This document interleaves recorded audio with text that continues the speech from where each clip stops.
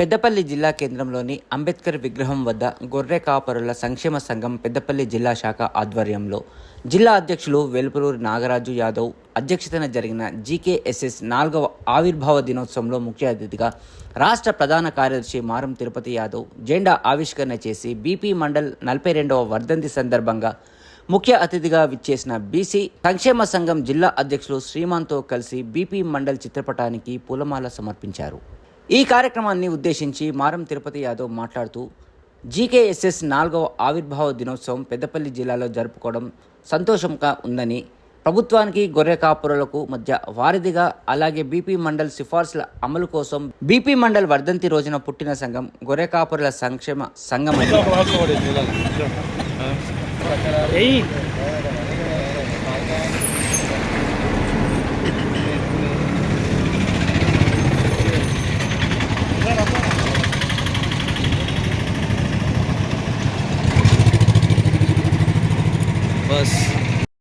బీసీలకు ఆరాధ్య దైవమైనటువంటి భారతదేశంలో BC reservation పితామహుడుగా మరియు బీసీల ఎడల అత్యున్నత పదవులను త్యాగం చేస్తూ వారి జీవితాన్ని త్యాగం చేసినటువంటి గొప్ప నాయకులు మహనీయులు గౌరవ బీపీ మండల్ గారి వర్ధంతి ఇవాళ 42వ వర్ధంతి.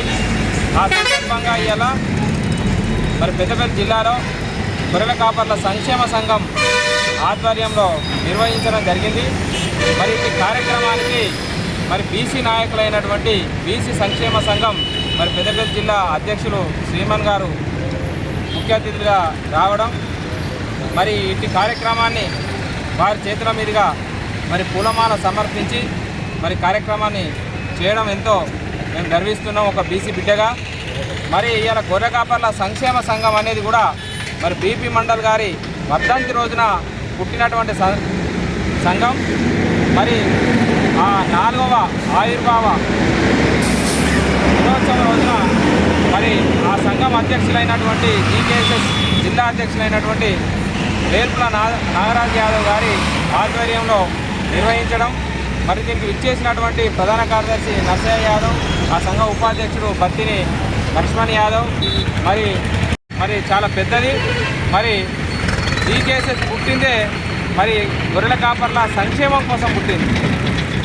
ఏ ప్రభుత్వం అని ఉండొచ్చు ఈ రాష్ట్రంలో, ఆ ప్రభుత్వానికి అనుసంధానంగా గొర్రెల కాపర్ల ఏళ్ల వారి సమస్యలను ప్రభుత్వం దృష్టికి తీసుకెళ్ళి వాటికి గొర్రెల కాపర్లకు మరియు రాష్ట్ర ప్రభుత్వానికి వారధిగా ఉండి గొర్రెల కాపర్ల యొక్క సంక్షేమాన్ని సమస్యలను విన్నవించి వారికి మంచి చేయాలనే ఉద్దేశంతో ఈ సంఘం పుట్టింది. ఈ సంఘానికి నేను రాష్ట్ర ప్రధాన కార్యదర్శిగా ఉన్నాను. ఈరోజు మా ముందున్న సమస్య, గత ప్రభుత్వంలో కూడా మేము ఒక సమస్య మీద పోరాటం చేస్తున్నాం. రెగ్యులేటరీ మార్కెట్ ఎప్పుడైతే గొర్రెలు మేకలు తూకం పద్ధతిలోకి వచ్చి వాటి కొనుగోలు అమ్మకం జరిగినట్టు అయ్యేది ఉంటే గొర్రెల మేకల రైతులకు మంచి జరుగుతుందనే ఉద్దేశంతో రెగ్యులేటరీ మార్కెట్ను ఏర్పాటు చేయాలని చెప్పేసి గతంలో ఉన్నటువంటి ప్రభుత్వానికి విన్నవించడం జరిగింది. మొన్న మనకు కాంగ్రెస్ ప్రభుత్వం వచ్చిన తర్వాత కూడా ముఖ్యమంత్రి గారికి కూడా మేము లేఖ ద్వారా వివరించడం జరిగింది.